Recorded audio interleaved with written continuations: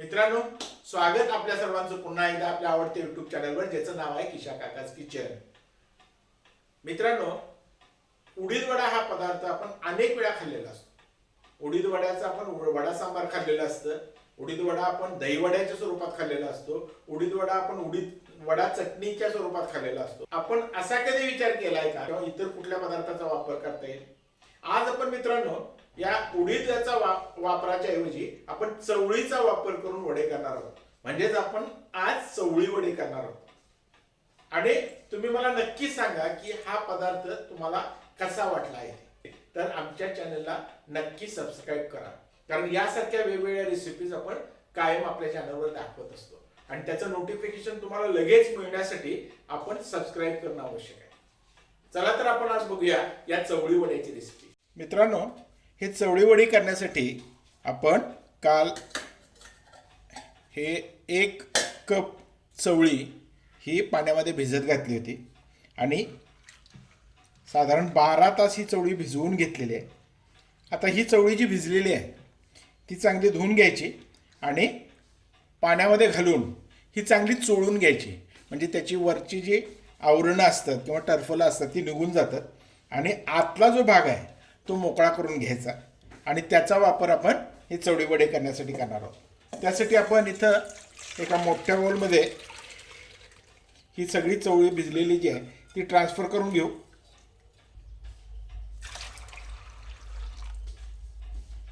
ही चवळी भिजत घातला ना, त्या चवळीबरोबर मेथी घातली होती थोडीशी. या पद्धतीनं ही चवळी सगळी एकमेकावर घासून घ्यायची. म्हणजे त्याची टरफलं जी आहेत ती सगळी बाजूला होतात, निघून जातात. अशा पद्धतीनं सगळी चवळी आपण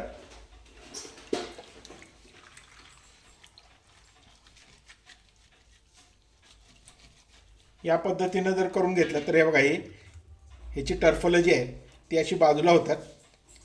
ही अशी सगळी टरफलं त्याची बाजूला करून घ्यायची आणि आतला जो गर आहे तो आपण मिक्सरमध्ये घालून नंतर वाटून घेणार आहोत. त्यासाठी पहिल्यांदा आपण ही सगळी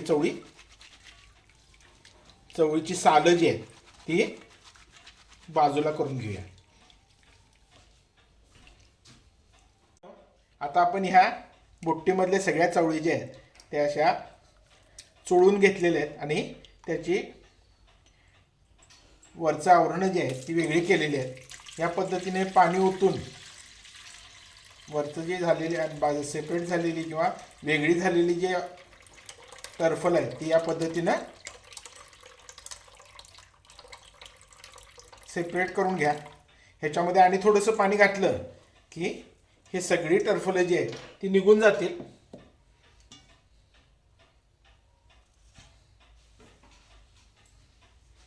ह्याच्यामध्ये आणि थोडं पाणी घातलं की सगळी टरफलं यातली बाजूला होतील आणि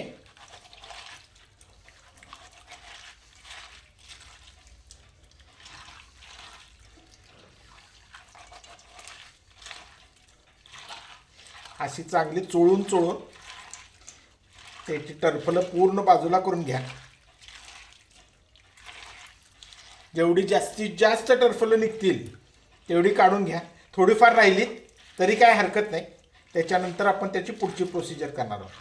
या पद्धतीनं आपण ही चवळी साधारण 5-6 वेळा धुवून घेतलेली आहे आणि त्याची टरफलं जी आहेत ते बाजूला करून घेतलेली आहेत.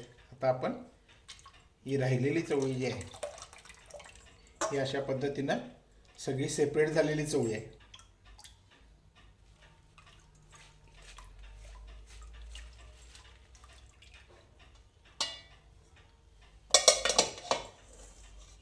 या पद्धतीनं आपली चवळी सेपरेट झालेली आहे.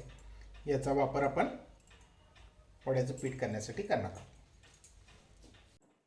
मित्रांनो, आता ही आपली चवळी जी आहे ती त्याची टरफलं किंवा त्याची वरची आवरणं सगळी आपण काढून घेतलेली आहेत आणि या पद्धतीनं ही आपली तयार झालेली आहे. यातली चवळी जी आहे ती आपण मिक्सरच्या भांड्यामध्ये घेऊन आपण जसं उडीद वड्याचं पीठ तयार करतो किंवा वाटून घेतो त्या पद्धतीनंच या चवळीला सुद्धा वाटून घ्यायचं आहे. पाणी कमीत कमी घाला. पाणी न घालता वाटलं तर आणि चांगलं. याच्यामध्ये आपण एक मिरची घालणार आहोत आणि थोडंसं आलं घालणार. यामध्ये चवीनुसार मीठ घालायचं आहे आणि हे सगळं आपल्याला वाटून घ्यायचं आहे. मित्रांनो, हे वाटलेलं मिश्रण जे आहे ते असं आपण एका बाउलमध्ये काढून घ्यायचं आहे. या पद्धतीनं हे वाटून झालेलं मिश्रण जे आहे ते असं आपण पूर्ण बाउलमध्ये काढून घ्यायचं आहे. मिश्रण वाटताना कमीत कमी पाणी वापरा. लागेल तेवढंच पाणी वापरा. जास्त मिश्रण पातळ करू नका. घट्टसरच मिश्रण ठेवायचं आहे.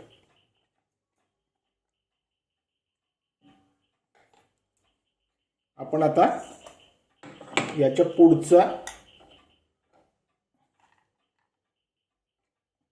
मिक्सरमध्ये घेऊया आणि परत वाटून घेऊया. चवळी आपण त्यात घेतलेली आहे. त्याच्यामध्ये मिरची आणि आलं घातलेलं आहे आणि परत ह्याच्यामध्ये थोडंसं मीठ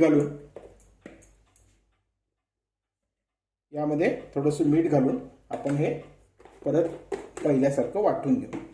त्यानं आपलं दुसरा घाणा सुद्धा काढून झालेला आहे आणि हे सगळं जे वाटलेला चवळी आहे ते आपण या बाउलमध्ये काढून घेऊया. आता ही चवळी जी आहे आपली ती वाटून झालेली आहे. ती चवळी आपल्याला हलके करून घ्यावी लागते. म्हणजे त्याला फेटावं लागतं. हातानं फेटायला याला फार वेळ लागतो. त्यामुळे आपण या ब्लेंडरचा वापर करणार आहोत आणि ही चवळी जी आहे ती चांगली फेटून घेणार आहोत. त्यामुळं ती चवळी चांगली हलकी होईल आणि आपल्याला त्याचे वडे चांगल्या पद्धतीने करता येतील.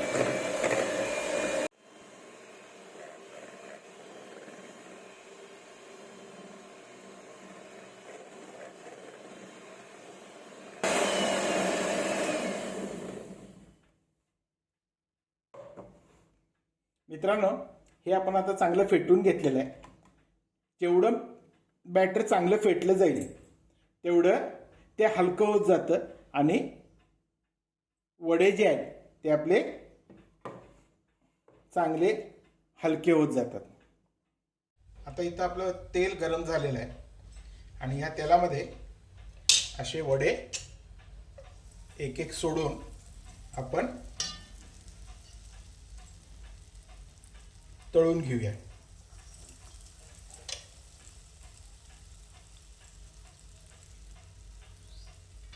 जास्त वडे एका वेळी सोडू नका.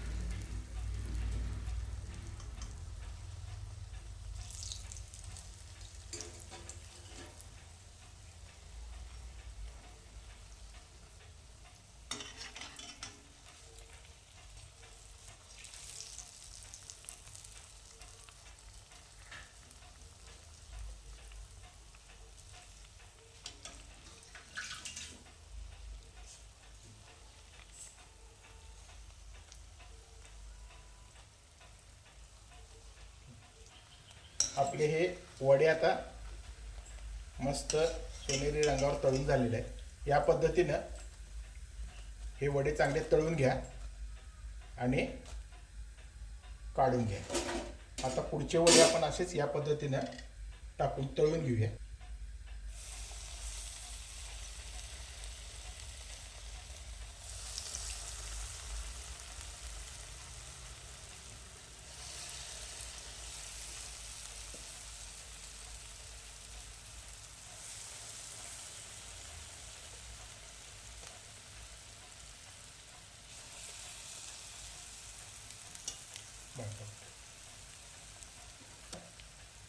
हे वडे जे आहेत ते आपण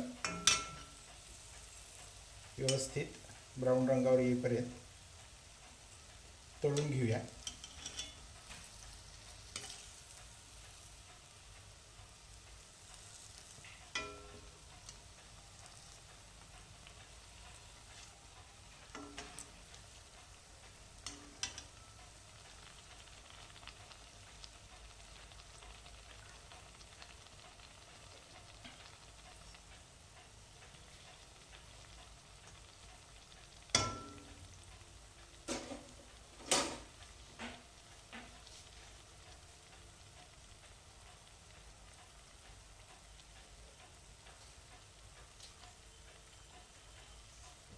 या पद्धतीनं हे सगळे वडे जे आहेत ते आपण